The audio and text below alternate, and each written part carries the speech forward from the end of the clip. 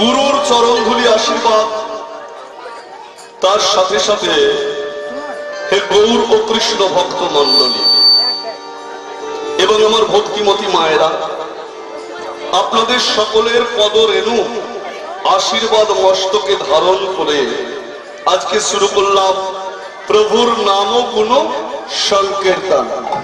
তো আজকে আমরা এই স্থানে একত্রিত হয়েছি কি কারণে? কীর্তন আস্বাদনের জন্য না সংকীর্তন আস্বাদনের জন্য? আজকে আমরা একত্রিত হয়েছি শুধু কীর্তন নয়, সংকীর্তন আস্বাদনের জন্য। যদি বলি কীর্তন, বলাটা ঠিক হয় না। কীর্তন কখন বলবো? আপনি যখন সেই নাম একা বসে জপ করবেন বা সেই নাম একা বসে শ্রবণ করবেন, তাকে বলবো কীর্তন। আর সংকীর্তন কখন বলবো? যখন অনেক ভক্ত সাধিকা মিলিত হয়ে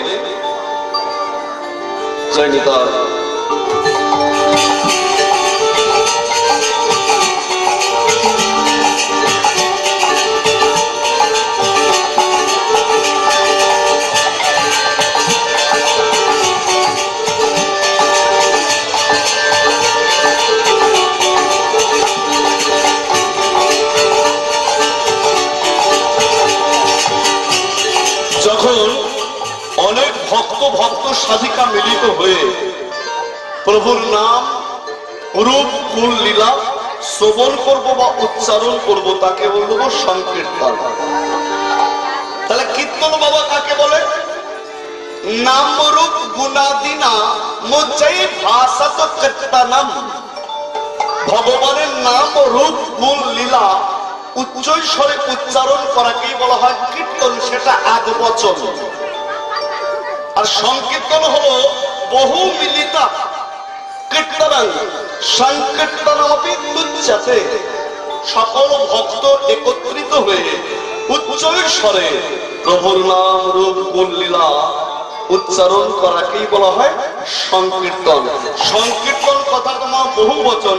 তাহলে আজকে আমরা একত্রিত হয়েছি কীর্তন নয়, হরিগুণ সংকীর্তন। নিতাই গৌর হরি বল, হরি হরি বল, হরি হরি বল। শাস্ত্রকার প্রথমে কি বললেন? এই জগতে যে কোনো কর্মে সাফল্য পেতে গেলে সকল বাধা অতিক্রম করবে আর সকল কর্মে জয়লাভ পাবে, এই যদি আশা করি আমাদেরকে কি করতে হবে? আগে কার চরণ আশ্রয় করা উচিত? সর্বপ্রথম গুরু চরণ আশ্রয় করা দরকার। মাগো গুরু কৃপা যদি না হয়, হরি হরি বল, হরি হরি বল, গুরু কৃপা যদি না হয় কখনো জগৎগুরু লাভ হয় না। খাল মিলে নদী কে জল মে, নদী মিলে সাগর মে।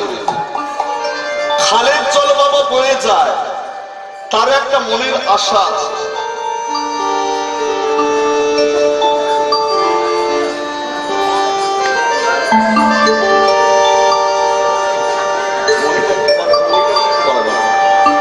খালের জল বয়ে যাচ্ছে, তার একটি মনের আশা আছে, যেটা আমরা বহির্দৃষ্টি দিয়ে বুঝতে পারি না। তো খালের জল যে বয়ে যাচ্ছে বাবা, তার আশাটা পূর্ণ হয় কখন? সে বইতে বইতে যখন নদীর জলের সাথে মিলিত হয়, সেদিন খালের জলের আশা পূর্ণ হয়। নদী আপন মনে বয়ে যাচ্ছে মা, তার আশা পূর্ণ হয় কখন? সে যখন বইতে বইতে সাগরের জলের সাথে মিলিত হয়, সেদিন তার মনোবাসনা পূর্ণ হয়। তাহলে আমরা সংসারের মাঝে কর্ম করে যাচ্ছি, খালের জলের মতো বয়ে যাচ্ছি। তো আমাদের এই দেহটা পবিত্রময় হবে কখন? ওই খালের জলের মতো বইতে বইতে সংসার মাঝে কর্ম করতে করতে যেদিন আমরা নদীর সঙ্গে মিলিত হব। তো বাবা এবং মায়েরা, আমাদের কাছে নদীটা তাহলে কে? সদ্গুরু, যিনি আপনার আমার কর্ণে মন্ত্র প্রদান করেছেন, এই দেহ মন্দিরকে করেছেন পবিত্রময়। তিনি হলেন আমাদের কাছে নদী। তাহলে নদীর সাথে মিলিত হলাম, জীবন ধন্য হলো, এই দেহটা পবিত্র হলো। এবার নদী অর্থাৎ গুরুদেব মন্ত্র দিয়ে পথ দেখিয়ে দিলেন, সাগরে যাতে আমরা বিলিত হতে পারি। গুরুর নির্দেশ মতো পথ অবলম্বন করে বইতে শুরু করলাম। মনুষ্য জন্ম সেদিন ধন্য সফল হবে যেদিন আমরা গুরুর নির্দেশ মতো পথ অবলম্বন করে বইতে বইতে সাগরের জলের সাথে মিলিত হব। তাহলে আমাদের কাছে সাগরটা কে গো? ঈশ্বর পরমা কৃষ্ণ সচ্চিদানন্দ বিগ্রহ অনাদিরাদি গোবিন্দ সর্বকারণ কারণম। তিনি হলেন মহাসাগর আমাদের কাছে। ঈশ্বর পরম কৃষ্ণ, শুধু কৃষ্ণ নন, তিনি সচ্চিদানন্দ, সচ্চিত আনন্দ, ত্রিগুণাতীত, যার নাম কর্ণে শ্রবণ করলে দেহ মাঝে পরম আনন্দ লাভ হয়। তিনি হলেন পূর্ণানন্দ, 64 গুণ সম্পন্ন অনাদিরাদি গোবিন্দ। মাগো যেদিন তার চরণে মিলিত হতে পারবেন, জানবেন এই 84 লক্ষ জন্মের পর যে দুর্লভ মনুষ্য জন্ম পেয়েছেন সেটা হয়ে গেল ধন্য। তো আজকে কোথায় এসেছেন? আজকে এসেছেন সেই সাগরের সাথে মিলিত হওয়ার জন্য। এখানে যারা বসে বসে নাম শ্রবণ করছেন তারা আজকে সাগরে মিলিত হয়েছে, অর্থাৎ গোবিন্দ চরণে মিলিত হয়েছে। তাহলে এখানে যারা উপস্থিত আছেন সকলের জীবন ধন্য, জনম সার্থক হয়ে গেল সাগরে মিলিত হওয়ার জন্য।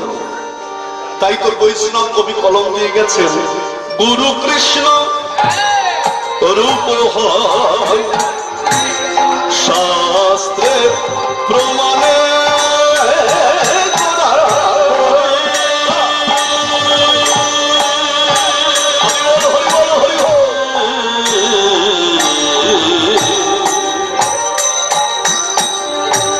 নদিয়া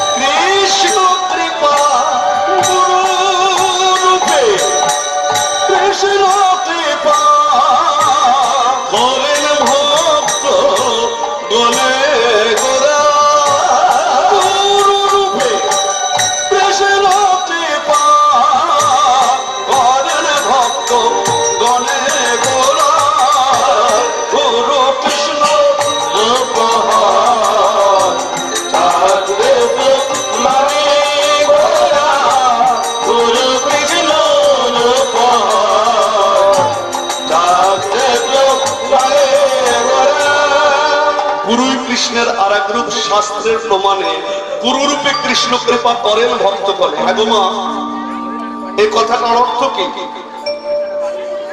যখন আমরা গুরুকে প্রণাম জানাই, প্রণাম মন্ত্রটা উচ্চারণ করি, কি বলি? গুরু ব্রহ্মা গুরু বিষ্ণু গুরুদেব মহেশ্বরা গুরুরেব বা গুরু সাক্ষাৎ পরম ব্রহ্ম তস্মৈ শ্রী গুরবে নমঃ। তো এর অর্থটা কি বললেন শাস্ত্রকার? এই প্রণাম মন্ত্রের মধ্যে অর্থটা কি লুকিয়ে আছে? আপনার বিচারে, আমার বিচারে আমাদের গুরুদেবী হলেন আমার কাছে ব্রহ্মা বিষ্ণু মহেশ্বর, যাকে দর্শন মানে অন্তরে ভাবতে হবে আজকে আমার ব্রহ্ম দর্শনে সমফললাভ অর্জন হলো। যার জন্য শাস্ত্রে মা এটা বলা আছে, যেদিন আপনার গুরু আপনার গৃহে অবস্থান করবেন সেখানে কোনো দেব দেবীকে আর প্রণাম করার প্রয়োজন নেই। গুরুকে ব্যতি রেখে আপনি যদি দেব দেবীর অর্চনা করতে যান ভগবানও তুষ্ট হন না। কারণ ভগবান কৃষ্ণ বলেছেন আগে গুরু পূজা তারপরে আমার পূজা। কেন বললেন? বললেন কেন বললাম জানো? গুরু তুষ্টে আর ভগবান রুষ্টে। গুরুদেব রক্ষিবারে পারে, আর গুরুদেব রুষ্টে ভগবান তুষ্টে, ভগবান রক্ষিবারে না রে। হরি হরি হরি বল, হরি হরি বল। ভগবান যদি আপনার উপরে রুষ্ট হয়ে যান আপনার আচরণে কর্মের জন্য, তো গুরুর চরণ যদি আপনি আশ্রয় করেন বাবা, গুরুদেবের ক্ষমতা আছে ভগবানের সেই রোষ থেকে আপনাকে উদ্ধার করতে পারে। কিন্তু গুরুদেব যদি আপনার কর্মে রুষ্ট হন, নারায়ণের ক্ষমতা নেই যে সেই রোষ থেকে আপনাকে মুক্ত করে। তার যদি ভগবান জীবকে শিক্ষা দিলেন, আমাকে পেতে যাও আগে গুরুচরণ আশ্রয় করো, তিনি যে নির্দেশ দেন সেই পথ অবলম্বন করো, সেই পথ ধরেই একদিন আমার চরণ তলে পৌঁছে যাবে। শাস্ত্রকার বা বৈষ্ণব দাতা বললেন কি, আমাদের গুরুদেব তো দীক্ষা দেন। দীক্ষা দেওয়া মানে কি? আমরা কি ভাবি দীক্ষা নিলাম মানে দেহটা শুদ্ধ হয়ে গেল, যে কোনো দেবদেবীর পূজার অধিকার পেয়ে গেলাম। তো দীক্ষা নিয়ে কি এটাই অর্থ বলা? শুধু এইটুকু আমি দেবদেবী পূজার অধিকার পেলাম, দেহ শুদ্ধ পবিত্রময় হল না। দীক্ষা নেওয়ার অর্থ হলো, দীক্ষা কথাটার অর্থ কি? দক্ষতা অর্জন করা। তাহলে কি দক্ষতা অর্জন করবো মা? আমরা সংসার মায়ে আবদ্ধ হয়ে আছি, আমরা কেউ তো পারবো না যে এই সংসারকে ত্যাগ করে, স্বামী পুত্রকে ত্যাগ করে বনে গিয়ে সাধনা করতে পারবেন? সংসার ত্যাগ করে বনে গিয়ে তপস্যা করতে পারবেন? পারবেন না। তাহলে সংসারের থেকে সকল কর্ম করে, সকলের প্রতি কর্তব্য পালন করে আপনার সংসারে আপনাকে ধর্ম স্থাপন করতে হবে। সংসার মাঝে ধর্ম স্থাপন করার যে দক্ষতা, সেটা যদি আপনি অর্জন করতে না পারেন, তাহলে দীক্ষা নেওয়ার কোনো ফল হলো না। দীক্ষা নিলেন, শুধু নামে মাত্র গুরুদেবের আদেশ মতো মন্ত্র জপ করে গেলেন, এই মাত্র মন্ত্র জপ করে এসে স্বামীর নিন্দা শুনতে আরম্ভ করে দিলেন, পুত্রের সঙ্গে বিবাদ শুরু করে দিলেন, তো মন্ত্র নিয়ে কোনো ফল হলো গো? হলো না। যেমন দেহটাকে শুদ্ধ করছেন গুরুদেব, আপনাকেও আপনার সংসারটাকে সুন্দর পবিত্রময় করে তুলতে হবে। যেদিন এই ভাব জাগরিত করতে পারবেন সংসার মাঝে, সংসারের সকলের মধ্যে, সেদিন জানবেন আমরা দীক্ষা নেওয়ার ফল হলো হরি হরি বল, হরি হরি বল, হরি বল। তাই আজকে ভগবান ভগ শব্দে পৃথিবী, পান শব্দে কর্তা, যিনি জগতের কর্তা মা, তিনি হলেন ভগবান। প্রতি যুগেই ধরায় এসেছেন সৃষ্টি রক্ষার জন্য, ধর্ম সংস্থাপনের জন্য। সত্য যুগে ভগবান এলেন শঙ্খ চক্র গদা পদ্মধারী রূপে। সত্য যুগে পাপের কোনো লেশ ছিল না, সবই ছিল পুণ্য, কোন পাপের লেশ ছিল না। সত্য যুগে ছিল সবই পুণ্য, পাপের গন্ধ নেই। আর সত্য যুগে জীব উদ্ধারের জন্য ভগবান এলেন শঙ্খ চক্র গদা পদ্মধারী রূপে। শাস্ত্রকার সত্যের জীবকে শিক্ষা দিয়েছিলেন, আহার নিদ্রা ত্যাগ করে তপচারণ করো, তবে তোমাদের হবে ভগবত কৃপা। আর যারা আহার নিদ্রা ত্যাগ করে তপচারণ করতে পারবে না, সত্য যুগে উদ্ধার পাবে কি করে? তাদের ভগবত কৃপা হবে কি করে? সত্যের মহামন্ত্রকে ভক্তি ভরে আশ্রয় করবে। সত্যের কোন মহামন্ত্র ছিল না যাকে আশ্রয় করে সত্যের জীবের হলো ভগবত কৃপা, পেত মুক্তি, পেত শান্তি। সত্যের মহামন্ত্র নারায়ণ পরাবেদা, নারায়ণ পরাক্ষরা, নারায়ণ পরামুক্তি, নারায়ণ পরাজ্যোতি, নারায়ণ পরাবেদা, নারায়ণ পরাশরা, নারায়ণ পরামুক্তি, নারায়ণ পরাজ্যোতি, নারায়ণ সত্যযুগ পার হয়ে গেল। সত্যের পর কোন যুগ এলো বাবা? ত্রেতা যুগ। আসার কথা ছিল তারপরে, এসে গেল ত্রেতা। ভক্ত শতানন্দের কঠোর তপস্যায় তুষ্ট হয়ে বিধি ও বিধান খণ্ডন করে দিলেন ভক্তের কথা ভেবে। সত্যের পর দাপর না আনয়ন করে আনয়ন করলেন ত্রেতা। ত্রেতায় ভগবান কি রূপে এলেন? দশরথের জ্যেষ্ঠ পুত্র পরম ব্রহ্ম রাম রূপে। শাস্ত্রকার ত্রেতার জীবকে শিক্ষা দিলেন, ত্রেতায়াং করতি যজ্ঞম। ত্রেতার জীব তোমরা আরম্ভ করে যাগযজ্ঞ করো। এই যাগযজ্ঞের দ্বারাই মুক্তি শান্তি হবে ভগবত কৃপা। ত্রেতা যুগে যে যাগযজ্ঞ করলে ফল পাওয়া যেত তার প্রমাণ রাজা দশরথ নিজে। তিনি পুত্রেষ্টি যজ্ঞ করে তবে 4 পুত্রকে লাভ করেছিলেন, এটাই তো বড় প্রমাণ। আর ত্রেতা যুগে যারা যাগযজ্ঞ করতে পারতেন না, ধরুন সকলের ক্ষেত্রে তো আর দশরথ রাজার মতো আরম্ভ করে যাগযজ্ঞ করার ক্ষমতা থাকে না, তো তারা কি করে মুক্তি পেল? ত্রেতার মহামন্ত্রকে ভক্তি করে আশ্রয় করলেন। ত্রেতার মহামন্ত্র কি ছিল?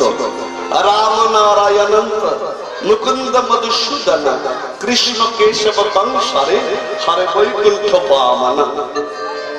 এলো দাপর। দাপরে বংশীধারী রূপে বৃন্দাবনে ভগবান জন্ম নিলেন। জীব শিক্ষা হেতু শাস্ত্রকার দাপরের জীবকে এই শিক্ষা প্রদান করলেন, অর্চনা বা সেবার দ্বারা হবে তোমাদের ভগবত কৃপা। তার সঙ্গে দাপরের মহামন্ত্রকে আশ্রয় করো। দাপরের কোন মহামন্ত্রকে আশ্রয় করলে দাপরের জীব মুক্তি পেত, শান্তি পেত?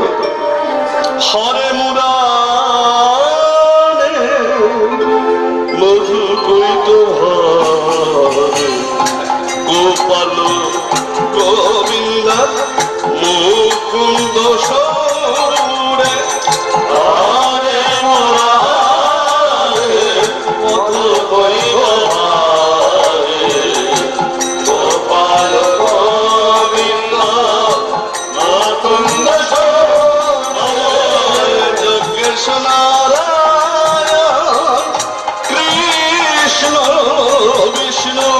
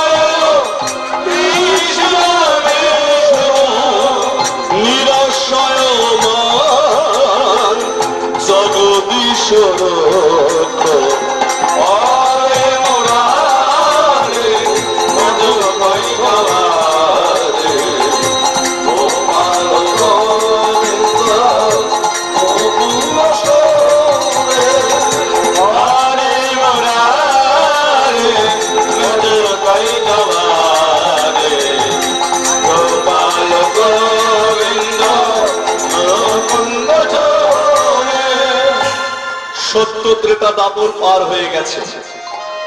আমরা হলাম কলিহত জীব। হ্যাঁ গো মা, আমাদের মুক্তি কিসে, শান্তি কিসে? কলিহত জীবের উদ্ধারের জন্য শাস্ত্রকার বলে গেলেন, কৃতে যজ্ঞাতি বিষ্ণু ত্রেতায়ং যজতি যজ্ঞৈ। তারপরে পরিচর্যায়ং কলৌ তাদারে কীর্তনা। এই শ্লোকটির অর্থ কি বললেন? কৃতে মানে সত্যে। সত্যে যেমন আহার নিদ্রা ত্যাগ করে তপচারণ করলে হতো ভগবত কৃপা, ত্রেতায় যাগযজ্ঞের দ্বারা হতো ভগবত কৃপা, তারপরে অর্চনা সেবার দ্বারা হতো ভগবত কৃপা। কলিতে হরিনাম মহাযজ্ঞ করলে হয় শত অশ্বমেধ যজ্ঞের ফললাভ ভগবত কৃপা। আর কলিতে উদ্ধারের উপায় এই মহামন্ত্র। কোন মহামন্ত্র? কোন মহামন্ত্র? কলির উদ্ধারের সেই মহামন্ত্র হলো জাগৃতে দশাভির বাসাই স্ত্রে তায়াং হায়ানে না তৎ তাপরে তচ্চ মাসে না অহোরাত্রে না তৎকালো। যে ফল সত্য যুগে প্রকাশ হয় না, যে ফল সত্য যুগে লাভ করতে গেলে 10 বছর তপস্যা করতে হতো, সেই ফল ত্রেতা যুগে লাভ করতে গেলে 1 বছর অপেক্ষা করতে হতো। তারপরে সেই ফল পেতে গেলে 1 মাস পর লাভ করা যেত। আর কলিতে সেই ফলটা এক দিবারাত্রি লাভ করা যায়, যেটা কলিহত যুগে উদ্ধারের মহামন্ত্র। সে মহামন্ত্র কি? 16 নাম 32 অক্ষর। হরে কৃষ্ণ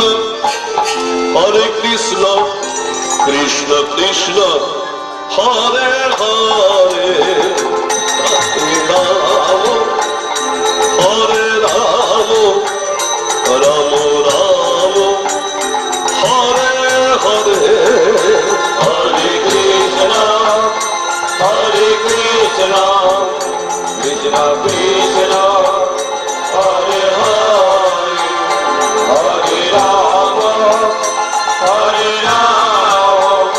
রাম রাম হরে হরে। সকলে দুটি বাহু তুলে করে তালি দিয়ে। গীতায় ভগবান কৃষ্ণ কি বলেছেন? মা সর্ব ধর্মাং পরিত্যাজ্য মামেকং শরণং ব্রজ অহং ত্বং সর্ব পাপেভ্যো মোক্ষয়িষ্যামি মা শুচঃ।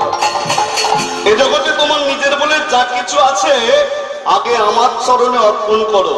দুটি বাহু তুলে বলো, হে গোবিন্দ আমি তোমার, তুমি আমার। এটাই হলো পূর্ণ আত্মনিবেদনের পরিচয়। মহাভারত যারা অধ্যয়ন করেছেন তাদের তো অজানা নেই।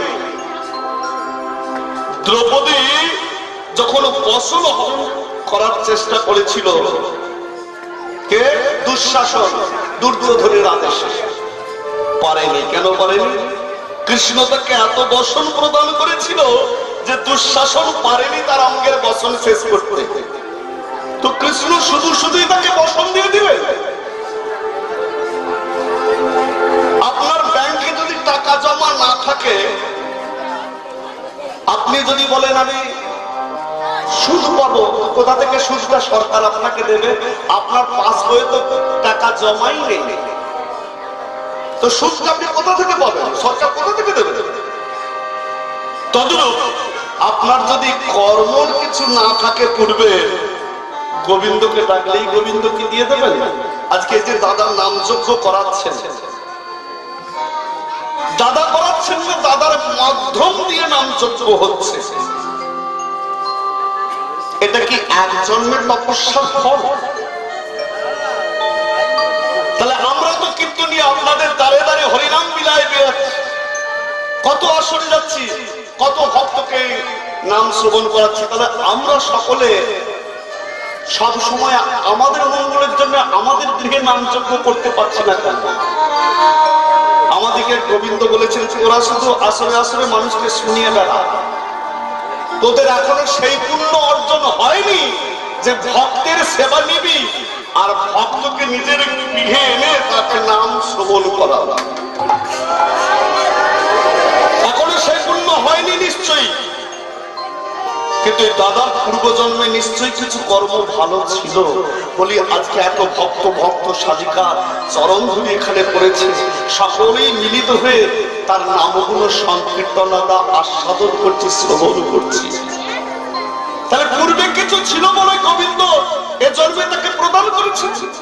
অর্থ থাকলেই তো গোবিন্দ লাভ হয় না, বিষয় সম্পত্তি থাকলে গোবিন্দ লাভ হয় না।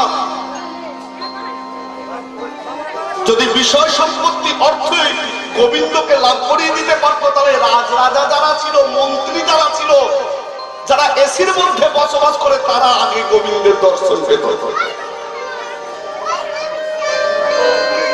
তাই আজকে এই যে নামযজ্ঞ চলছে, দাদা যেমন পূর্বজন্মের সুকৃতির ফল গোবিন্দকে দিচ্ছেন, দ্রৌপদীরও পূর্বে কিছু সুকৃতি ছিল বলে এক ডাকে গোবিন্দ তাকে বসন প্রদান করেছিলেন।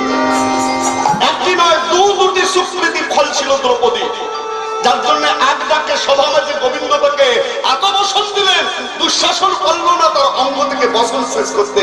সেই দুটি কর্ম কি?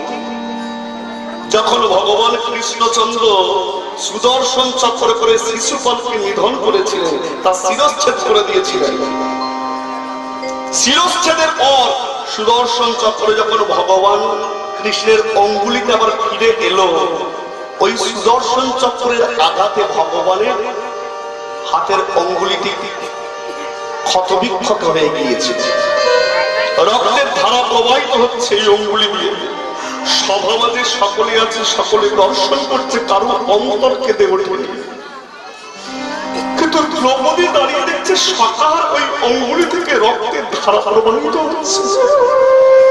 দ্রৌপদীর অন্তর্বাক্যে দেখতেছে। দ্রৌপদী থাকতে না পেরে ছুটে গিয়ে নিজের অঙ্গের বসন থেকে কিছুটা বসন ছিঁড়ে কৃষ্ণের অঙ্গুলিতে জড়িয়ে দিল। ভগবান খুশি হয়ে বললেন, আমাকে ঋণী করে দিলে, এই ঋণ তো আমাকে একদিন না একদিন শোধ করতে হবে। যদি কোনোদিন সেই সুযোগ আসে, এই ঋণ আমি অবশ্যই শোধ করে দেব। এই একটি কর্ম। আর দ্বিতীয় কর্ম ছিল, দ্রৌপদী যখন নদীতে স্নান করতে গিয়েছিল, হঠাৎ দেখা সাধু সন্ন্যাসী সে স্নান করছে। দ্রৌপদী অপেক্ষায় আছে যে সাধু বাবা স্নান করে উঠিলেন, স্নান করতে নামব। কিন্তু দ্রৌপদীকে দেখে সেই সাধু বাবা লজ্জিত হয়ে ঝোপের আড়ালে বসে রয়েছেন, জলেতে সর্বাঙ্গ ডুবায়। যখন উঠে আসছেন না, তখন করজোরে দ্রৌপদী বলল, আপনি যদি ওইখানে এইভাবে থাকেন, আমি তো স্নান করতে পারবো না। আপনি কেন এইভাবে বসে আছেন? জলেতে সর্বাঙ্গ ডুবায়, কেন উঠে আসছেন না? তখন সেই সাধু বাবা বলেছিলেন, মা গো, তুমি তো আমার মেয়ের মতো, তোমাকে বলতে লজ্জা নেই। এই নদীর স্রোতে আমার ডোর কপিটা ভাসিয়ে নিয়ে গেছে, তাই আমার অঙ্গে কোনো বসন নেই বাবা, যে যাকে আশ্রয় করে লজ্জা নিবারণ করে আমি স্নান করে উঠে যাব। তাই তো লজ্জিত হয়ে জলে সর্বাঙ্গ ডুবায় ঝোপের আড়ালে বসে আছি। দ্রৌপদী এর কথা জানতে পেরে নিজের অঙ্গের বসন খানিকটা ছিঁড়ে সাধু বাবাকে প্রদান করে বলছি, এই বসনটা ধারণ করে লজ্জা নিবারণ করে আপনি উঠে আসুন। সাধু বাবা সেই বসনের টুকরোটা নিয়ে লজ্জা নিবারণ করে স্নান করে উঠেলেন। যাওয়ার সময় দুহাত ধরে আশীর্বাদ করলেন, মা, আজকে এক খণ্ড বসন দিয়ে তুমি যেমন আমার লজ্জা নিবারণ করলে, একদিন জগৎপতি তোমাকে হাজারো হাজারো বসন দিয়ে তোমার লজ্জা নিবারণ করবে। নিতাই গৌর হরি গৌর। তাই দ্রৌপদীর পাশ বয়ে সেই অর্থ জমা ছিল বলেই ভগবান সুখ দিয়ে গেলেন। তো আমাদেরও তো সেই পাশ বয়ে জমা কিছু থাকা চাই গো মা। আমাদের পাশ বইতে জমাটা কি অর্থ নই বাচ্চা, আমাদের পাশ বয়ে জমা রাখতে হবে গোবিন্দের ব্যাংকে। কি রাখবেন? ভগবানের প্রতি, তার নামের প্রতি আগ্রহ, তার নামের প্রতি বিশ্বাস, তার নামের প্রতি ভক্তি।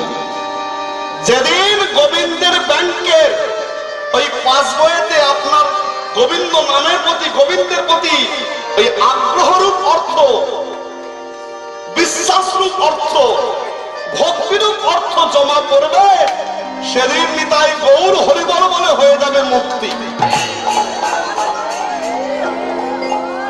তো দুটি বাহু তোলার এই জন্যই যে তার চরণে আত্মনিবেদন করা। যতক্ষণ না আত্মনিবেদন করছেন ততক্ষণ কৃপা হয় না। 144 ধারা যদি জারি হয়, তখন হাত তুলে প্রাণ বাঁচাবার জন্য আমাদেরকে যেতে হয়। তার মানে কি? আত্মসমর্পণ করা। তো যা সৃষ্টিতে বাস করছি, যার মুখ চিরে ফসল ফলিয়ে ভক্ষণ করছি, সকল সুখ তিনি প্রদান করছেন, তো তার চরণে তো আত্মনিবেদন করার জন্য দুটি হাত তুলতেই হবে। করে তালি কেন দেবেন? করে তালি দিয়ে নাম বলবেন কেন? আধ্যাত্মিক কারণটা কি? ঠাকুর রামকৃষ্ণকে বলে গেছেন যদি কোনো বৃক্ষের ডালে কোনো পক্ষী বসে থাকে, তার নিচে গিয়ে একবার জোরে করে তালি দেবেন, দেখবেন আপনার তালির শব্দ পেয়ে বৃক্ষের ডাল থেকে পক্ষীগুলো ভয়ে উড়ে যাবে। তো ঠাকুর রামকৃষ্ণদেব এই কথা বললেন কেন? আমাদের দেহটাকে যদি একটি বৃক্ষ ভাবি মা, আমাদের দেহের বৃক্ষ 6টি পক্ষী বাস করে, যে পক্ষীগুলো সর্বদা ভজন শাসনের পাদ সাধে। সেই পক্ষীগুলোর নাম কি? কাম, ক্রোধ, লোভ, মোহ, মদ, মাৎসর্য, সররি। তো যতক্ষণ সংসারের কথা ভেবে এই মায়া সংসারের বন্ধন মুক্ত হয়ে প্রভুর কাছে এসেছি, তার নাম শ্রবণ করছি, গোবিন্দ চরণের লক্ষ্যমন্ত্র অর্পণ করেছি, ততক্ষণ যেন দেহের বৃক্ষে ওই পাপ পক্ষী 6টি বসবাস করার চেষ্টা না করে। যদিও চেষ্টা করে, মাঝে মাঝে মুখের হরিধ্বনি আর পরে তালির ধ্বনি শ্রবণ করে ভয়েসে উড়ে যাবে। লক্ষ্যমন্ত্র গোবিন্দ চরণে থাকবে। এটা করে তালি দিয়ে কৃষ্ণ নাম বলা আধ্যাত্মিক কারণ। বৈজ্ঞানিক কারণটা কি? হাত তালি দিয়ে কৃষ্ণ নাম বলা। দুটি হাতে প্রেসার করলে আমাদের দেহের নার্ভগুলো সজাগ হয়। চিকিৎসা শাস্ত্রে আকুপাঙ্কচারের কাজ হয়। যখন এই নার্ভগুলো সজাগ হয়, আমাদের মানব দেহে রক্ত সঞ্চালন ভালো হয়। যখন এই রক্ত সঞ্চালন ভালো হয়, হার্টের রোগটা দূরীভূত হয়ে যায়, হার্টটা ভালো থাকে। এটা বৈজ্ঞানিক কারণ। এবার পরে তালি দিয়ে কৃষ্ণ নাম বলবেন কি বলবেন না, বিচারটা আপনাদের। আধ্যাত্মিক কারণে বললাম, বৈজ্ঞানিক কারণটা বললাম। তাই কলিহত জীবের উদ্ধারের মহামন্ত্র হরে কৃষ্ণ হরে কৃষ্ণ কৃষ্ণ কৃষ্ণ হরে হরে হরে রাম হরে রাম রাম রাম হরে হরে হরে কৃষ্ণ হরে কৃষ্ণ কৃষ্ণ কৃষ্ণ হরে হরে হরে রাম হরে রাম রাম রাম হরে হরে হরে কৃষ্ণ কৃষ্ণ কৃষ্ণ হরে হরে হরে রাম রাম রাম হরে হরে হরে কৃষ্ণ কৃষ্ণ কৃষ্ণ হরে হরে হরে রাম রাম রাম হরে হরে। 16 নাম 32 অক্ষর। হরে কৃষ্ণ কৃষ্ণ কৃষ্ণ হরে হরে হরে রাম রাম রাম হরে হরে। তো বাবা, শ্রবণ করলে কি হয়? উচ্চারণ করলেই বা কি ফল লাভ হয়? ধরা মাঝে যখন নাম এনে দিয়েছিলেন, তখন হরে কৃষ্ণ কৃষ্ণ কৃষ্ণ হরে হরে হরে রাম রাম রাম হরে হরে ছিল না। প্রথম ছিল মূল 6টি হরে কৃষ্ণ রাম। গৌরাঙ্গ মহাপ্রভু ধরায় জন্ম নিয়ে সুর ছন্দকে মিলে রাখার কথা ভেবে, প্রাণায়াম যোগীদের যোগ সুবিধার কথা চিন্তা করে নামকে বর্ধিত করলেন। 16 নাম 32 অক্ষর। তাহলে মূল যদি ছিল বাবা 6টি হরে কৃষ্ণ রাম, শ্রবণ করবো কেন, জপ করবো কেন? শাস্ত্রকার বললেন, হরে কৃষ্ণ রাম যদি পুরা জপ করতে না পারেন, হরের হটা ভক্তি ভরে জপ করে দেখুন। হরের হটা শুধু ভক্তি ভরে জপ করলে কোন ফল লাভ হয়? হকারে হিঙ্গল বর্ণ সর্ববর্ণ বয়োত্তম জ্ঞানাং জ্ঞান কৃতং পাপ হকারে দহতি খানা। হরের হটা যদি ভক্তি ভরে কেউ জপ করে, জ্ঞানে অজ্ঞানে যে সমস্ত পাপ অপরাধ হয় তা থেকে মুক্ত হওয়া যায়। হরের হ গেল এলো রে, রে কারে রক্তবর্ণ সাত গোপালনে নিরূপিত গুরবাঙ্গল কৃতং পাপ রে কার দহতি খানা। হরে রেটা জপ করলে গুরুপদ গমন জনিত পাপ থেকে মুক্ত হয়। হরে গেল এলো কৃষ্ণের ক্রি, ক্রি কার কার্যল বর্ণ সংহারে দু পাতকম গতি শক্তি রতি প্রেম ক্রি কারণ চাইতে খানা কৃষ্ণের ক্রিটা যদি ভক্তি ভরে জপ করি আমাদের মধ্যে গতি শক্তি রতির উদ্ভব হয়। এবার আপনারা বলবেন বাবা ভগবানের নাম শুনলে গতি শক্তির উদ্ভব হোক, রতি কথাটা তো ভালো নয়। তাহলে ভগবানের নাম শুনলে রতির উদ্ভব হয়? এখানে এ রতি সে রতি নয়, এখানে রতি শব্দের অর্থ হলো শুদ্ধ প্রেম, শুদ্ধ ভক্তি, শুদ্ধ ভালোবাসা, যেটা না থাকলে ভজন সাধনে উত্তীর্ণ হওয়া যায় না। কৃষ্ণের ক্রি গেল এলা স্নান স্নান করা লোহিত বর্ণ নরকাদুদ্ধরের নরম তপ্ত জন্মার্জিত কৃত পাপ স্নাকার দহতি খনা। কৃষ্ণের যে স্নান, এই অক্ষরটি ভক্তি ভরে শ্রবণ জপ করলে আমরা এক জন্মের নয় জন্ম জন্মান্তরের রাশি রাশি পাপ থেকে মুক্ত হই। হরে কৃষ্ণ গেল এলো রামের রা রাকার গৌর বর্ণশ্চ পরাশক্তি ভবে ধ্রুবম রবি সোম সোম বর্ণ স্তম রাশি দহের খনা। রামের রাটা ভক্তি ভরে জপ করলে আমাদের থেকে তমনাশ হয়। তম বলতে কি আমার আমি ভাব। রামের রাগারে এলো মকার জ্যোতিরূপষ্ট নিরঞ্জন সদাস্থিত মিথ্যা বাক্য কৃতং পাপ মকার খনা। রামের মটা ভক্তি ভরে জপ করলে কি হয়? যিনি আমাদের দীক্ষা দেন দীক্ষা গুরু, যিনি শিক্ষা দেন শিক্ষা গুরু। এক সন্তানের কাছে তার পিতাও গুরু মাতাও গুরু। তো সন্তান হয়ে যদি পিতা মাতার কাছে মিথ্যা বলি মহা অপরাধ পাপ। তা থেকে মুক্ত হতে গেলে ভক্তি ভরে রামের মটা জপ করলেই মুক্ত হওয়া যায়। হরে কৃষ্ণ কৃষ্ণ কৃষ্ণ হরে হরে, হরে রাম রাম রাম হরে হরে। একবার নাম উচ্চারণ করলে কটা হরে কটা কৃষ্ণ কটা রাম উচ্চারিত হয়। 8 হরে 4 কৃষ্ণ 4 রাম। তো 8 হরের মধ্যে কে আছেন? 4 কৃষ্ণের মধ্যে কে আছেন? 4 রামের মধ্যে কে আছেন? প্রথম হরে চন্দ্রাবলী, দ্বিতীয় হরে প্রেমময়ী রাধা, তৃতীয় হরে সুভাষিনী, চতুর্থ হরে সিংহাসন, পঞ্চম হরে শেষদেব, ষষ্ঠ হরে সুদর্শন, সপ্তম হরে সাবিত্রী, অষ্টম হরে রেবতী। 4 কৃষ্ণ। প্রথম কৃষ্ণ শ্রী গোবিন্দ, দ্বিতীয় কৃষ্ণ বাসুদেব, তৃতীয় কৃষ্ণ চতুর্থ কৃষ্ণ বলভদ্র। 4 রাম। প্রথম রাম প্রেমময়ী রাধা, দ্বিতীয় রাম লক্ষ্মী, তৃতীয় রাম সরস্বতী, চতুর্থ রাম সুভদ্রা। তাহলে বাবা একবার ভক্তি ভরে নাম জপ করলে এতজনের কৃপা পাওয়া যায়। তাই তো শাস্ত্রকার বলেছে নামাশ্রু পতিত বিন্দু নামের না সহমততে কোটি পাতক পয়তয়ে কৃষ্ণ নামে বিনাশনা।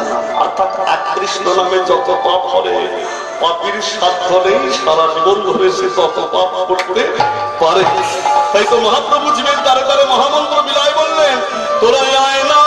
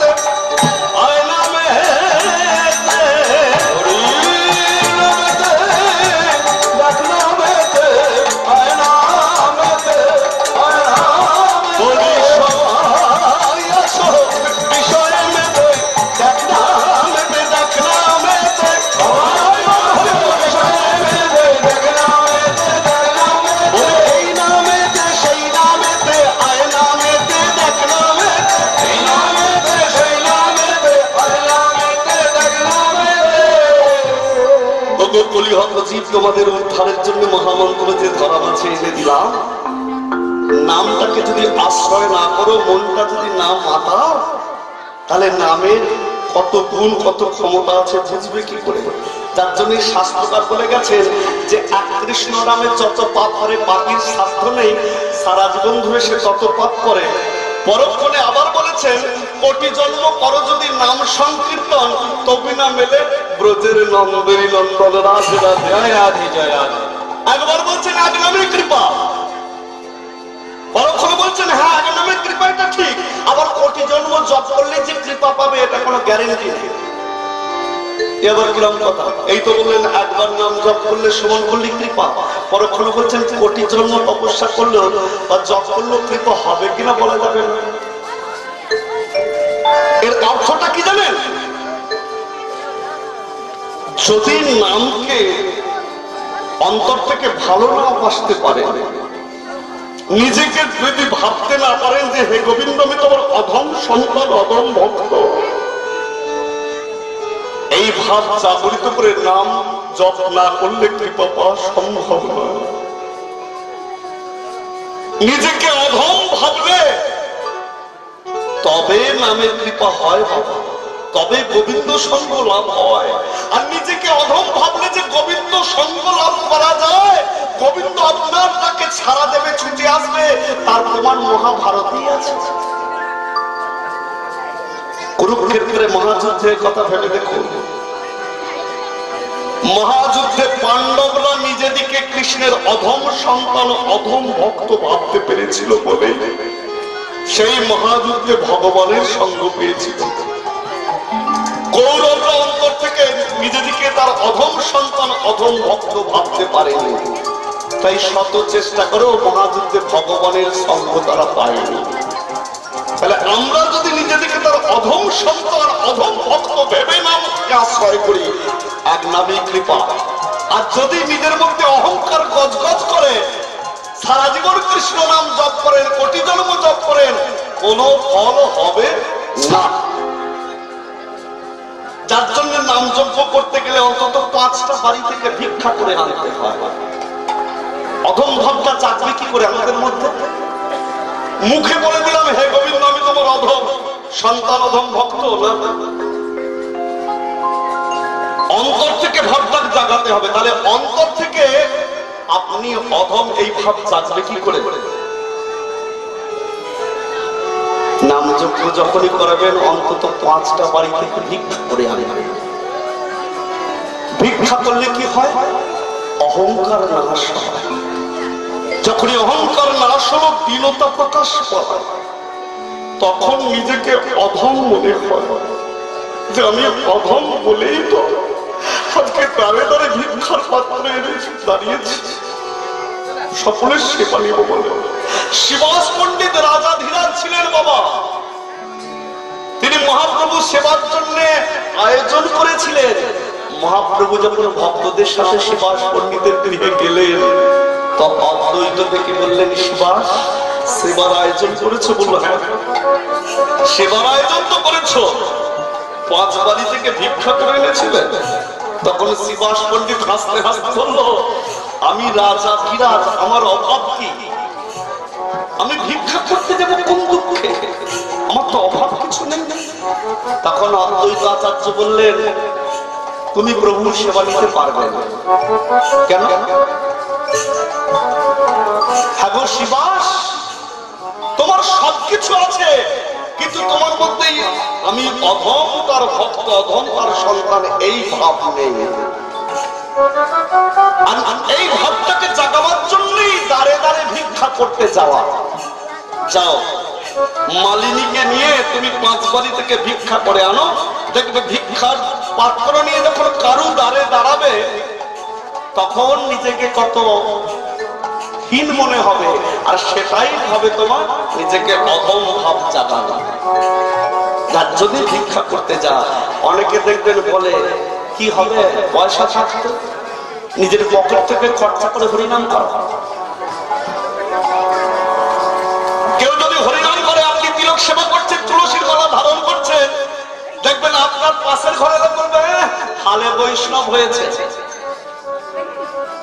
এগুলো হচ্ছে জমের এজেন্ট, এগুলো জমের এজেন্ট। এরা নিজেরা করবে না, কাউকে করতে দেবে না, এদের সঙ্গে করবেন না। 3টি সংকল্প যদি মনে ধারণ করতে পারেন, এই আসরে দাঁড়িয়ে আমি বলে গেলাম, ভাগবত বলেছে অবশ্যই এ জীবনই হবে আপনার গোবিন্দ কৃপা, গোবিন্দ দর্শন। তাহলে 3টি কর্ম কি কি? মন দিয়ে ভালো করে শুনে নিন।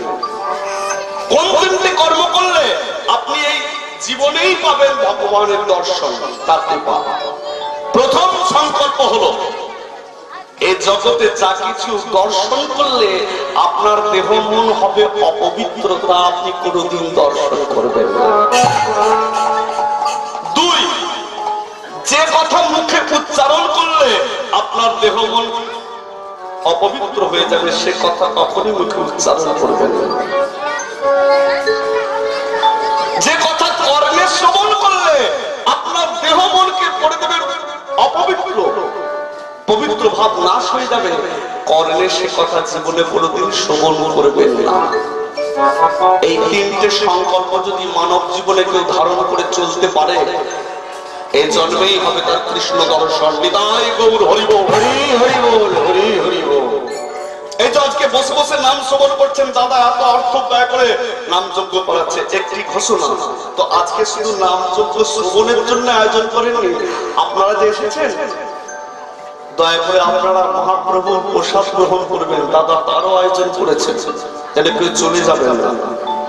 যদি এই প্রসাদকে ত্যাগ করে চলে যান, জানবেন আমরা 84 লক্ষ পর যে মনুষ্য জন্ম সেটা বিফল।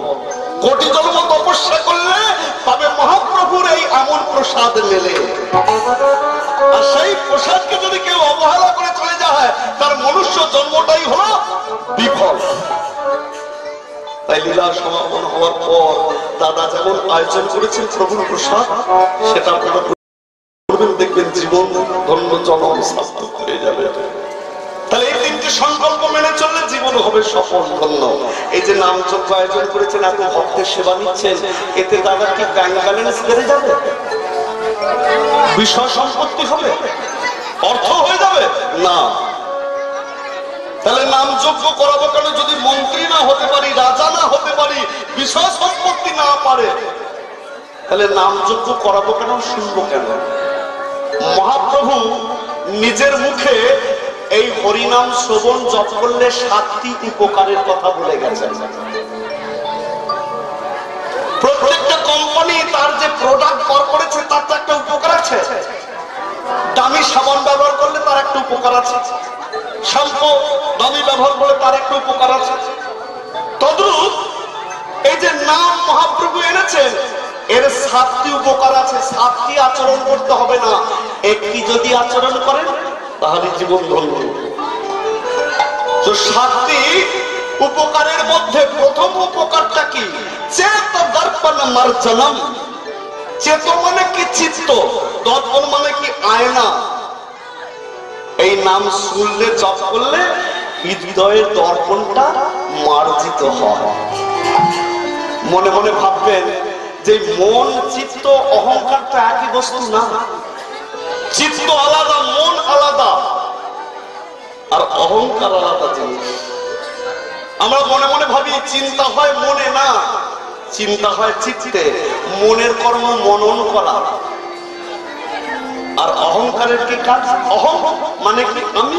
কার মানে? করা। আমি করি, এই ভাবটাই হলো অহংকার। তাহলে হরিনাম শুনলে, জপ করলে মহাপ্রভু প্রথম উপকারটা বললেন, চেত দর্পণ মার্জনম। তোমার হৃদয়ের চিত্তটা মার্জিত হয়ে যাবে। হ্যাঁ গো মা, প্রত্যেকদিন সকালে উঠে আপনারা কি করেন? ব্রাশ করেন তো? ব্রাশ করেন কেন করেন? আমাদের দাঁতের মধ্যে যে ময়লা জমে সেটা পরিষ্কার করার জন্য। গায়ে যদি ময়লা হয় কি করেন? সাবান মাখেন, ছোবড়া দিয়ে ঘষেন। মাথায় যদি চুলে কোনো ময়লা হয় তো শ্যাম্পু করেন। তো দাঁতটা যেমন পরিষ্কার করছেন ব্রাশ দিয়ে, মাজন দিয়ে, গায়ের ময়লাটা সাবান দিয়ে পরিষ্কার করছেন, মাথার চুলটা শ্যাম্পু দিয়ে পরিষ্কার করছেন, তদ্রূপ আমাদের দেহের মাঝে যে চিত্ত আছে, যে মন আছে, তাতেও তো একটু একটু করে ময়লা জমে। তো সেটা পরিষ্কার করবেন কি করে? যতই দামি সাবান নিয়ে বক্ষ মাঝে ঘষেন, দেহের মধ্যে যে চিত্ত মন মলিন হয়ে গেছে সেটা পরিষ্কার হবে না। তাহলে সেটাকে পরিষ্কার করতে গেলে কি করতে হবে? এই হরিনামের হাতে আসতে হবে, আর দুটি বাহু তুলে গোবিন্দের প্রতি জানাতে হবে কি, হে গোবিন্দ, তুমি দয়া করে আমার এই মলিন চিত্তকে মার্জিত করে পরিষ্কার করে দাও। তাকে ডেকে বলতে হবে, তুমি নির্মল করো মঙ্গল করে মলিন মর্ম বুঝায়। তুমি নির্মল করো মঙ্গল করে মলিন মর্ম বুঝায়। তুমি নির্মল করো মঙ্গল করে মলিন মর্ম বুঝায়। তুমি নির্মল করো মঙ্গল করে মলিন মর্ম বুঝায়। তব পূর্ণ কিরণ দিয়ে জাগো মোহ কালিমা বুঝায়।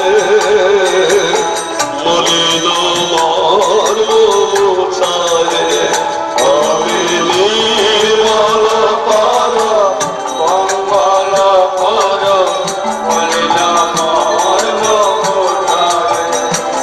তুমি নির্মল করো মঙ্গল করো মলিন মর্ম বুঝায়। এই প্রার্থনাটা ঘুম থেকে উঠে সকলেরই গোবিন্দের কাছে জানানো উচিত। তুমি নির্মল করো আমার হৃদয়টাকে, এই চিত্তটাকে নির্মল করো, পরিচ্ছন্ন করো। কি করে করবে? কি করে করবে? তুমি নির্মল করো মঙ্গল করে, তোমার মঙ্গল রূপ কর দিয়ে। কর মানে কি মা? হাত। তাহলে তোমার মঙ্গল রূপ কর দিয়ে আমার হৃদয়ের যে চিত্ত মলিন হয়ে গেছে তা তুমি পরিষ্কার করে দাও। যখনই তা পরিষ্কার হয়ে যাবে তখনই কৃষ্ণ নামের বীজ রোপণ হয়ে নিতাই গৌর হরিবোল হরিবোল। প্রত্যেকের সকালে ঘুম থেকে উঠে কিছু না করার আগে এটা অন্তত গোবিন্দর কাছে জানানো উচিত। জানিয়ে তার নাম জপ করুন, দেখবেন অনায়াসই পাবেন তার কৃপা। এই কলিহত জীবের উদ্দেশ্যে এই মহামন্ত্র বিলায়ে আজকে এক লীলা প্রকাশ করলেন। আজকে এক অন্যতম লীলা। আজকে কোন লীলা? নাম যজ্ঞের প্রথম দিন। আজকে গৌরাঙ্গ মহাপ্রভু এসেছেন, নিত্যানন্দ মহাপ্রভু এসেছেন আপনাদের এখানে। তো আসুন আজকে তারই আবির্ভাব কথা স্মরণ করি। তাই আজকে লীলা পুরবের ভাব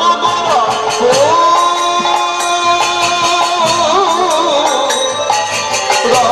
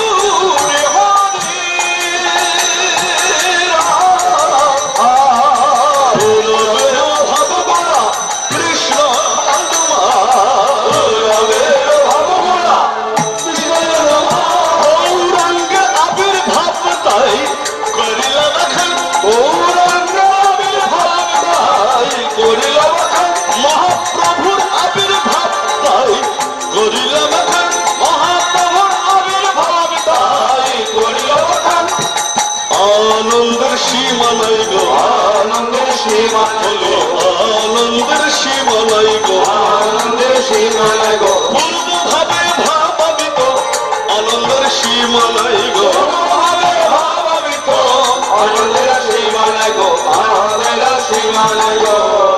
এতক্ষণ নাম তত্ত্ব আস্বাদন করলাম, এবার লীলা আস্বাদন। আজকের লীলা মহাপ্রভুর আবির্ভাবের কথা।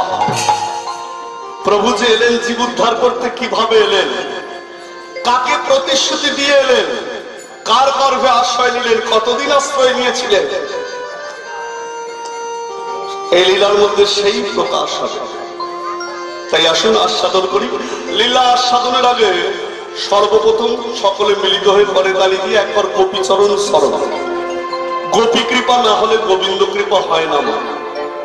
গোপীরাই পেরেছিল শুদ্ধ প্রেম ভক্তির ডোরে হৃদয় মাঝে গোবিন্দকে বেঁধে রাখা, যার জন্য গোবিন্দ গোপীদের কাছে প্রতিশ্রুতিবদ্ধ ছিলেন, বৃন্দাবন পরিত্যজ্য পাদবকন গচ্ছামি, এই মধুময় বৃন্দাবন ছেড়ে হে গোপীগণ তোমাদের ছেড়ে কখনো কোথাও যাব না।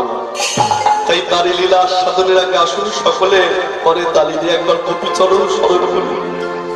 বন্দে নন্দ ব্রজস্প্রিয় পাদোর্ণ অভীষ্ট সদন, সকল হরি কথ দর্শন, ফুলতে ভুবন ত্রয়ং রাধে রাধে। বন্দে নন্দ ব্রজস্প্রিয় পাদোর্ণ অভীষ্ট সদন, সকল হরি কথ দর্শন, ফুলতে ভুবন ত্রয়ং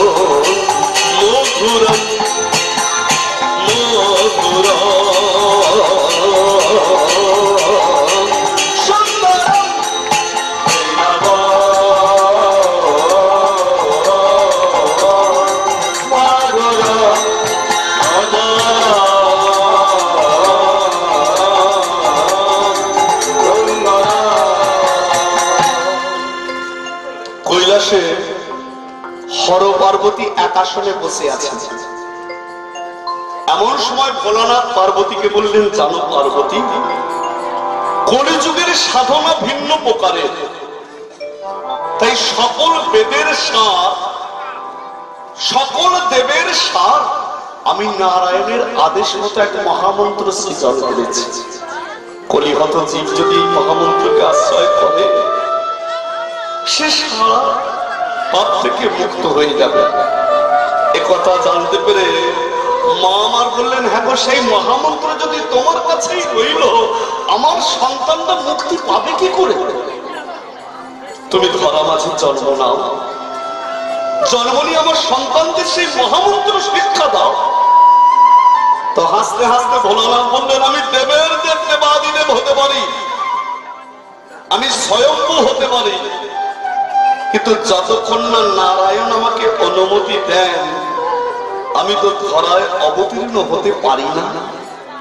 বেশ, অনুমতি পাবার আশায় আজই আমি বৈকুণ্ঠে গমন করব, যদি তিনি অনুমতি দেন। বৈকুণ্ঠে গমন করেছেন ভোলানাথ। পথে যেতে যেতে ভাবছেন, প্রথমেই প্রভুকে গিয়ে শ্রবণ করিয়ে দেব, আগে ব্রহ্মার কাছে গিয়ে ব্রহ্মাকে শ্রবণ করায়। ব্রহ্মা বিচার করে বলে দেবে, এর মধ্যে যদি কোনো ভুল হয় তা সংশোধন হয়ে যাবে। ভোলানাথ ব্রহ্মার কাছে গিয়ে বলছেন, দেখো ব্রহ্মা, জীব উদ্ধারের জন্য নারায়ণের আদেশ মতো যে আমি মহামন্ত্র সৃজন করেছি, তুমি অগ্রে শ্রবণ করে বিচার করে বলে দাও তো এর মধ্যে কোনো ভুল আছে কিনা। ব্রহ্মা শ্রবণ করে চমকে উঠলেন, এ কাজ করো না ভোলা। কেন? শ্রোতা বক্তা যদি সমান সমান না হয়, তা থেকে গুরুতত্ত্ব রস কোনদিন ফুটে ওঠে না। পরীক্ষিতের ভগবত কৃপা হয়েছিল। কেন হয়েছিল? সুখদেব গোস্বামীর মতো বক্তা ছিলেন বলে, আর পরীক্ষিতের মতো শ্রোতা ছিল বলে। তাহলে তুমি বক্তা হিসাবে ভালো, আমি তো শ্রোতা হিসাবে তোমার সমান নই। তখন ভোলানাথ বলছেন, রসিকতা করছে ব্রহ্মা। হাসতে হাসতে ব্রহ্মা বলছেন, না গো ভোলা, ভেবে দেখো, তুমি হলে পঞ্চানন আর আমি হলাম চতুরানন। শিবের কটা বদন মা? 5টি, যার জন্য তার আর এক নাম হচ্ছে পঞ্চানন। আর ব্রহ্মার কটি? জোরে 4টি, তাই হয়েছে চতুরানন। কিন্তু মা ব্রহ্মা পঞ্চানন ছিলেন। ব্রহ্মা পঞ্চানন ছিলেন, ওই ভোলানাথই তার ত্রিশূলের দ্বারাতে ব্রহ্মার অহংকারের মাথাটা নাশ করে দিয়েছে। ব্রহ্মার আরেকটি মাথা ছিল যেটার মধ্যে অহংভাব জেগে উঠেছিল। তো ভোলানাথ কি করেছিলেন? ত্রিশূলের আঘাতে ব্রহ্মার এই পঞ্চম অহংকার মাথাটাকে খণ্ডন করে দিলেন। যে মাথাটা থেকে সৃষ্টি হয়েছে ধরা মাঝে, তার খুলি থেকে তৈরি হয়েছে একমুখী প্রদীপ। যে প্রদীপ দিয়ে আপনারা সন্ধ্যা দেখান, উলুক ধ্বনি দেন, শঙ্খ ধ্বনি করে, একমুখী প্রদীপ। আর পঞ্চমুখী প্রদীপের জন্ম রহস্য তো আলাদা। পঞ্চমুখী প্রদীপের 5টি নাম: সাধু, গুরু, কৃষ্ণ, রাধা, বৃন্দাবন।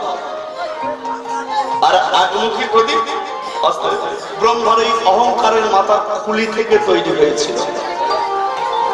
তার জিহ্বা থেকে তৈরি হয়েছিল সেই প্রদীপের সলতে। হিলুটা থেকে তৈরি হয়েছিল কি? তৈল ওই প্রদীপে। তখন ব্রহ্মা বললেন, আমার তো 5টা বদনই ছিল, কিন্তু আমার এই অহং মাথাটি তো তুমি ত্রিশূলের আঘাতে খণ্ডন করেছো। এখন তো আমি চতুরানন, কিন্তু তুমি পঞ্চানন। তুমি পঞ্চমুখে গাইবে, আমি গ্রহণ করব কি করে? আমি তো তোমার সমান নই। একেবারে বৈকুণ্ঠে চলো, নারায়ণ আছেন, আমিও তোমার সঙ্গে যাব। ভোলা ব্রহ্মা যোগ দিলেন। ধীরে ধীরে ভোলানাথ ব্রহ্মা যখনই নারায়ণের কাছে গিয়ে পৌঁছেছে, নারায়ণ বললেন, এসো ভোলা গাও। জীব উদ্ধারের জন্য যে মহামন্ত্র সৃজন করেছ তুমি গাও, আমি আর ব্রহ্মা শ্রবণ করি। ভোলানাথ গাইছেন, নারায়ণ ব্রহ্মা শ্রবণ করছেন। তো ভোলানাথের মুখ থেকে এই মহামন্ত্র শ্রবণ করে জগৎকর্তা নারায়ণ ঘামতে শুরু করলেন। এমন ভাবে ঘামছে, নারায়ণের অঙ্গের ওই ঘাম নারায়ণের চরণ বেয়ে প্রবাহিত হচ্ছে। এদিকে ব্রহ্মা দেখছেন নারায়ণের যা অবস্থা, তিনি বরফের ন্যায় গলে জল হয়ে যাবে। আর এদিকে ভোলার গান থামছে না। তখন ভয় পেয়ে ব্রহ্মা বাধা দিয়ে দিলেন। যখনই বাধা দিলেন, ক্রোধান্বিত হয়ে উঠলেন ভোলানাথ। আমি নারায়ণকে শ্রবণ করাচ্ছি, সেখানেও তুমি বাধা দিলে। তখন ব্রহ্মা হাসতে হাসতে বলছে, ভোলা চেয়ে তো দেখো কেন বাধা দিলাম। তোমার মুখে মহামন্ত্র শ্রবণ করে জগৎকর্তা নারায়ণ যেভাবে ঘামছেন, বরফের ন্যায় হয়তো তিনি বলে জল হয়ে যাবে, আর তাকে ফিরে পাবো না, তাই বাধা দিয়ে দিলাম। তখন আনন্দে ভোলানাথ বললেন, ও ব্রহ্মা, এই মহামন্ত্র শ্রবণ করে নারায়ণের অঙ্গ থেকে বাহিরে আসা ঘাম একই কখনো বিফল হতে পারে? ওই ঘাম তুমি কমণ্ডলে ধারণ করে নাও। নারায়ণের অঙ্গের এই ঘাম ব্রহ্মা যতন করে কমণ্ডলে ধারণ করলেন। সেই হলো পতিত পাবনী গঙ্গা, সুরোধনী গঙ্গা। সাগর বংশীকে উদ্ধারের জন্য দিলীপের পুত্র ভগীরথ কঠোর তপস্যা করে তাকে ধরা মাঝে আনয়ন করল। প্রথম তার বেগ ধারণ করেছিল কি? ভোলানাথ নিজের মস্তকে। তাই জগৎ মাঝে ভোলানাথের আরেক নাম হয়ে গেল কি? গঙ্গাধর। আর ভোলানাথের মস্তকে ঠাঁই পাওয়ার জন্য আজ পর্যন্ত দেখবেন গঙ্গা জলে কোনোদিন পোকা হয় না। অন্য জলে পোকা হয়, গঙ্গা জলে পোকা হবে না। কেন? ভোলানাথের মস্তকে স্থান পেয়েছিল বলে। তখন খুশি হয়ে নারায়ণ বললেন, এই মহামন্ত্রী কলিহত যে উদ্ধার হবে। ওগো ভোলা, তুমি আগে ধরা মাঝে জন্ম নাও, সেখানে গিয়ে ক্ষেত্র প্রস্তুত করো, তারপরে আমি জন্ম নিয়ে জীবের দ্বারে দ্বারে নাম মিলাম। তখন করজোরে ভোলানাথ বললেন, আমি আগে যাব কোথায়? কার পাত্র রূপে? তখন নারায়ণ বললেন, নবদ্বীপ ও শান্তিপুরে। কুবের পণ্ডিতের গৃহে তার পত্নী নাভা দেবীর গর্ভে তুমি তার পুত্র রূপে জন্ম। মহাদেব এক অংশে কৈলাসে রইলেন, আর দ্বিতীয় অংশে এলেন কোথায়?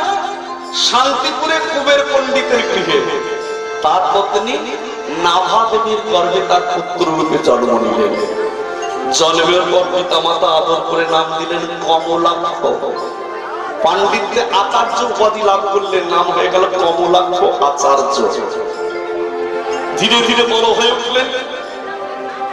পণ্ডিতগণ তার নাম দিলেন অদ্বৈত। কেন বললেন? ওর মধ্যে কোনো দ্বৈত ভাব নেই বলে নাম দিলাম অদ্বৈত। কিন্তু শাস্ত্র বলছে অদ্বৈত কাকে বলে? ইহকাল শ্মশান ঘাট ধনী দরিদ্র চন্দন চিতাভস্য যার কাছে একাকার কোনো ভেদ নেই, তিনি একমাত্র অদ্বৈত। তো বিচার করে দেখবে একমাত্র এই সবকিছুকে এক করে নিতে পেরেছিল কে? মহাদেব, আর কেউ পারে। যার জন্য মহাদেবের চন্দনের প্রয়োজন হতো না, ছাই ভস্মকে ধ্যানমগ্ন হয়ে থাকতেন। কৈলাসের শিবে যে অদ্বৈত হইল, কৈলাসের শিবে যে অদ্বৈত হইল, সে শিবে যে অদ্বৈত হইল, আর কৈলাসের শিবে অদ্বৈত হইল, সে শান্তিপুরে কলি যুগে ওরা উদয় হইল, শান্তিপুরে কলি যুগে উদয় হইল, ভোলা উদয় যে হলো গো, উদয় যে হলো গো, উদয় হলো গো, উদয় যে হলো গো, শান্তিপুরে কলি যুগে উদয় হলো গো, কলি যুগে উদয় যে হলো গো, হরি গো হরি হরি বলে উদয় হলো গো, হরি হরি বলে উদয় যে হলো গো, হরি বলে উদয় যে হলো গো, হরি হরি বলে উদয় যে হলো গো, উদয় যে হলো গো। তোমার এই ভক্তবৃন্দ অনেকেই হয়তো জানতে চেয়েছেন এই অধমের নামটা কি। এই অধম আপনাদের কপালেতেই আছে, দুদিকে দুটো, যা দিয়ে সারা জগৎ দেখছেন। চোখ, তার ভালো নাম কি বুঝে নিলেন? এই অধমের নামটা কি? নিতাই গৌর হরি বল, হরি হরি বল, হরি হরি। তাই আজকে অদ্বৈত রূপে অবতীর্ণ হয়ে জীবের দ্বারে নাম ধরাতে যাচ্ছে, কিন্তু কেউ অদ্বৈতর কাছে নাম গ্রহণ করছে না। তখন অদ্বৈত আচার্য প্রভুর প্রতি বলছেন, প্রভু তুমি তো আগে ভাগে পাঠিয়ে দিলে, এদের নাম ধরাতে যাচ্ছে, কেউ তো নাম গ্রহণ করছে না। এখানে এসে কি দেখছি জানো? এই কলিহত জীবের ভাব। পাপী তাপীর দশা দেখে আছে সদাই মন দুঃখে, পাপী তাপীর দশা দেখে আছে সদাই মন দুঃখে, পাপী তাপীর দশা দেখে আছে সদাই মন দুঃখে, পাপী তাপীর দশা দেখে আছে সদাই মন দুঃখে। কাঁদি কাঁদি কাঁদি বলি কাঁদি কাঁদি দাদা কাঁদি কাঁদি কহিতে লাগিল, কাঁদি কাঁদি কাঁদি কাঁদি কহিতে লাগিল, হরি বলে না, হরি বলে না, কলি হত জীবে হরি বলে, কলি হত জীবে হরি বলে না, কলি হত জীবে হরি বলে না, কবে অবতরী হবে, কবে অবতরী হলি, কবে অবতরী হবে, মনিদার কবে অবতরী হলি, কলির জীবে হরি বলাবে, কবে অবতরী হবে, কলির জীবে হরি বলাবে, কবে অবতরী হবে, কবে অবতরী হবে। অদ্বৈত রূপে অবতীর্ণ হয়ে কলির জীবকে নাম ধরাতে যাচ্ছে, অদ্বৈতর কাছে কেউ নাম গ্রহণ করছে না। মা অদ্বৈত আচার্য তখন কেঁদে কেঁদে প্রভুকে বলছে, প্রভু গো তুমি তো আমাকে আগে ভাগে পাঠিয়ে দিলে নাম ধরাতে, কিন্তু আমি নাম ধরাতে যাচ্ছি, কেউ তো নাম গ্রহণ করে না।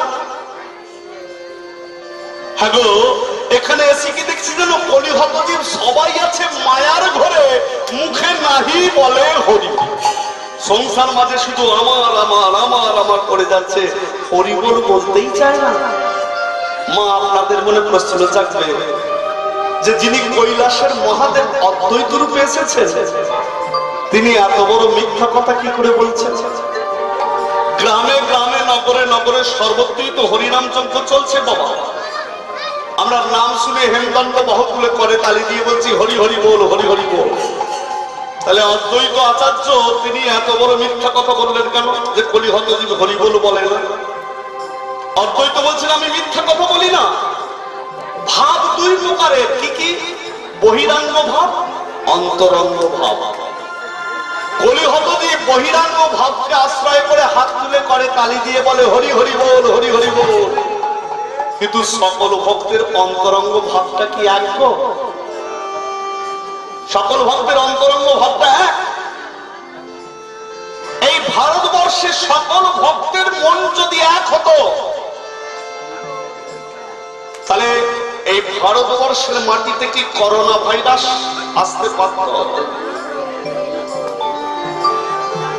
কেউ বাহির থেকে হরি বলে, কেউ অন্তর থেকে হরি বলে। যারা অন্তর থেকে হরি বলে তাদের বলাতে গোবিন্দ কৃপা করে, আর যারা অন্তরে বলে না, বাহিরে বলে, তারা বাহিরে ভয়ে বলে হরি হরি, তাদের অন্তরের ভাবটা কেমন জানো? জিহ্বা দগ্ধ পরাবেদ, হস্তৌ দগ্ধ পরৌ ধনে, মনৌ দগ্ধ পরস্ত্রীণাং শ্রবয়ন্তি মুহুর্মুহুঃ। যারা অন্তর থেকে হরি বলে না, তাদের বাহিরে হরি বলে, কিন্তু ভেতরের ভাবটা কেমন জানো? জিহ্বা দগ্ধ পরাবেদ। কলিহত জীব আমরা, আমাদের জিহ্বাটা সহজে হরি কথা বলতে চায়, অকথা কুকথা বলে, সহজেই জিহ্বা দিয়ে হরি কথা বাহির হয় না। তাহলে কলিহত জীবের ভাবটা কি? জিহ্বা দগ্ধ পরাবেদ, পরের খেতে পারলেই ভালো। হস্তৌ দগ্ধ পরৌ ধনে, কলিহত জীবের হাতের ভাবটা কি? করে তালি দিয়ে কৃষ্ণ নাম বলা, গোবিন্দের সেবা করা, দান ধ্যান করা, কিন্তু সহজে তা করতে চায়। হস্তৌ দগ্ধ পরৌ ধনে, কলিহত জীবের হাতটি কি করে? পরের সম্পত্তি নিতে দিতে ভালো, পরের সম্পত্তিটা লিখে নিতে খুব করতো। আর মনোদগ্ধ পরস্ত্রীণাং শ্রবয়ন্তি মুহুর্মুহুঃ, মনটা সহজে আমরা গোবিন্দ চরণে দিতে পারি না, চলে যায় পর রমণীর প্রতি। তাই তো অদ্বৈত বলছেন ওরে কলিহত জীব, তোদের অন্তরে এক ভাব, বাহিরে এক ভাব, এই দুটি ভাব যদি এক না করতে পারিস, যতই হরিবল বলিস, বলা হলো না রে, বলা হলো না রে, বলা হলো না রে, ওই মন মুখ এক করে বলা হলো না রে, মুখ এক করে বলা হলো না রে, হরি বল হরি বল, হরি বল হরি বল, হরি বল হরি বল, হরি বল হরি বল, মন্ড বাহু তুলে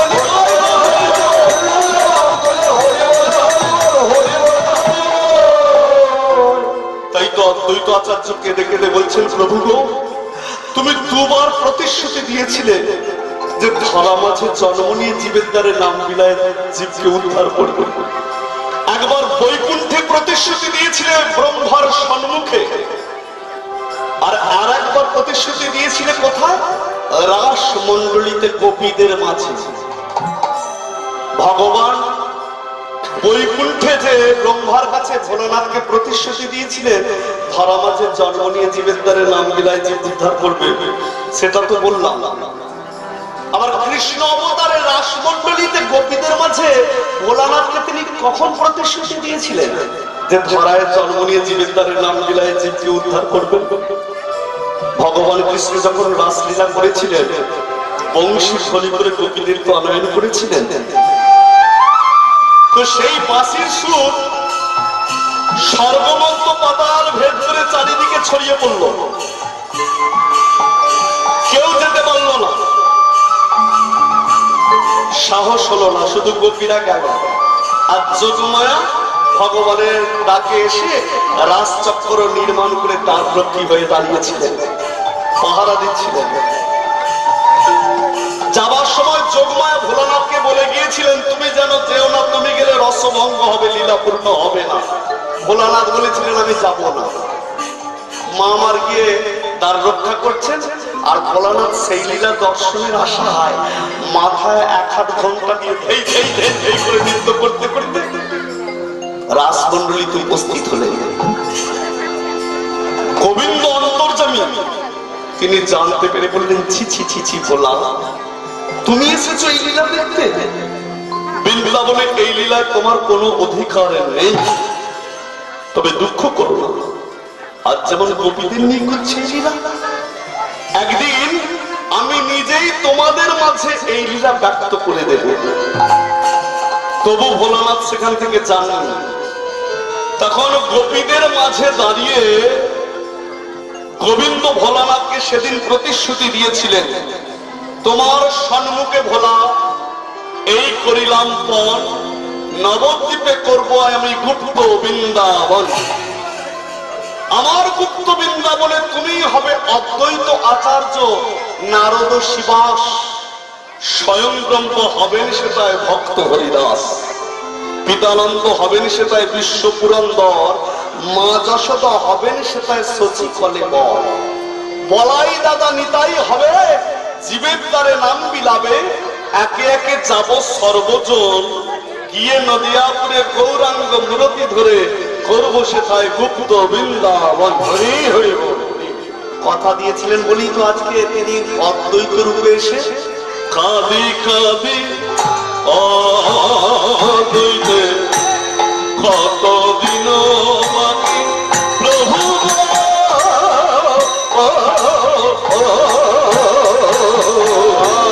কাঁদি কাঁদি অদ্বৈতে কতদিন বাকি প্রভু তুমি আসবে বলে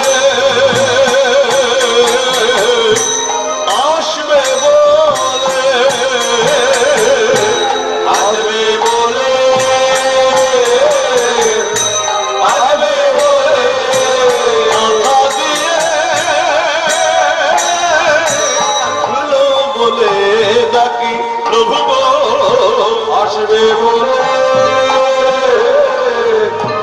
আসবে বলে কথা দিয়ে ছেলে বলে ডাকি কাঁদি কাঁদি অদ্বৈতে কতদিন বাকি প্রভু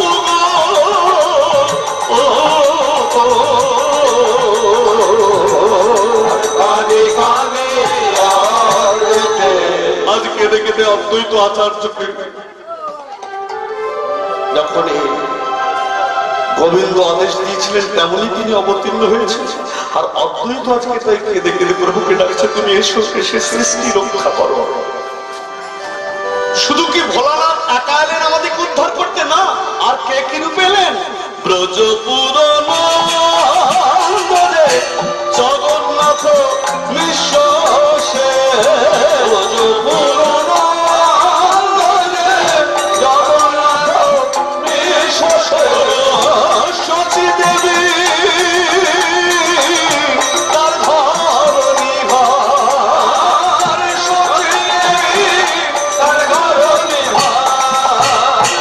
বৃন্দাবনের নন্দ মহারাজ আজ কি রূপে এলেন? উপেন্দ্র মিশ্রের পুত্র জগন্নাথ মিশ্র। আর বৃন্দাবনের মা যশোমতী কি রূপে এলেন? নীলাম্বর চক্রবর্তীর কন্যা শচী দেবী রূপে। গোবিন্দের কৃপাতে জগন্নাথ মিশ্রের সহিত শচী দেবীর বিবাহে আনন্দে মুখরিত হয়ে গেল গোটা নবদ্বীপ ধাম। আর এদিকে অদ্বৈত কেঁদে কেঁদে ডাকছে, তুমি এসো, জন্ম নাও। তো গোবিন্দ চিন্তা করছেন, অদ্বৈত আমি যে ধরা মাঝে জন্ম নেব, আমার ভারটা গ্রহণ করবে কে? এমন গর্ভ কার আছে? আদর্শ পিতামাতা ছাড়া তো আদর্শ সন্তান লাভ হয় না। পিতামাতা যদি ধার্মিক হয়, নিষ্ঠাবান হয়, তবে তার আদর্শ সন্তান লাভ হয়। এরোপ্লেন হেলিকপ্টার আকাশে উড়ছে, তো আপনি যদি বলেন এরোপ্লেন হেলিকপ্টারটা এখানে নেমে যাক, নামবে? কারণ আপনার বিশেষ বিশেষ ক্ষেত্র আছে। তদ্রূপ আদর্শ সন্তান জন্ম নেয় আদর্শ পিতা মাতার সন্তান। ক্ষেত্র যদি ভালো হয়, বীজ যদি ভালো হয়, ফসল ভালো হয়। আর ক্ষেত্র যদি ভালো না হয়, বীজ ভালো না হয়, ফসল ভালো হয় না। তাহলে ক্ষেত্রকে মা, বীজকে পিতা, ফসল হলো পুত্র কন্যা। সেই জন্য পিতা মাতাকে ধার্মিক হতে হবে। কিন্তু পিতা মাতা যদি কোনোদিন হরিকথা বললো না, হরিকথা শুনলো না, টিভি সিরিয়াল দেখে দেখে সারা লাইফটা কাটিয়ে দিল, আর সন্তান লাভের সময় যদি বলে আমার ভক্ত প্রহ্লাদের মতো সন্তান হোক, তো হবে? সে ছেলে জন্ম নিয়ে তো টিভি সিরিয়ালই দেখতে চাইবে, হরিকথা শুনবে গো? শুনবে না। হরি হরি বল, হরি হরি বল, হরি বল, হরি হরি। তাহলে আপনি যদি কিছু কর্ম করে থাকেন, অবশ্যই তেমন ফল পাবেন। কর্মটা সৎ হওয়া চাই। এপারটা যদি আপনার ভালো হয়, ওপারে নিশ্চয়ই গোবিন্দ কৃপা হবেই হবে। আর এপারটা যদি ভালো না হয়, শত চেষ্টা করলেও ওপারে গিয়ে গোবিন্দের কৃপা পাবেন না। তাই আজকে ভগবান অদ্বৈত ডাক শুনে চিন্তা করছেন, তাহলে যদি আমি শচীর গর্ভে আশ্রয় নিই, শচীকে আগে পরীক্ষা করে দেখতে হবে।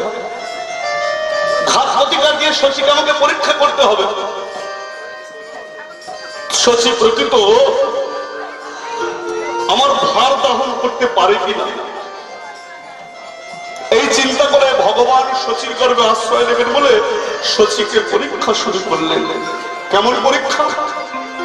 অষ্টকন্যা প্রসবিল একে একে সবাই, অষ্টকন্যা প্রসবিল একে একে সবাই বলো, অষ্টকন্যা প্রসবিল একে একে সবাই বলো, অষ্টকন্যা প্রসবিল একে একে সবাই বলো। শচী সদা, শচী সদা, শচী শচী সদাই মন দুঃখে শচী সদা, শচী সদাই মন দুঃখে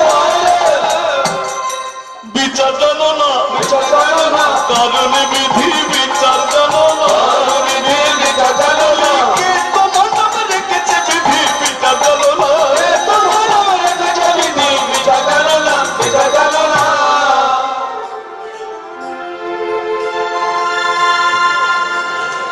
হরে কৃষ্ণ। উপস্থিত কৃষ্ণপ্রেম অনুরাগী ভক্তমন্ডলী ও ভক্তিমতী মা ও বোনেরা, আপনারা শ্রবণ করছেন কৃষ্ণ কথা অর্থাৎ হরিকথা লীলা কীর্তন।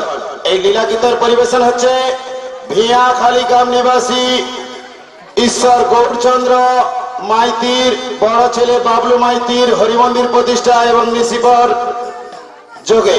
তাই এই লীলা কীর্তনে মুগ্ধ হয়ে গির পক্ষ হইতে গায়ককে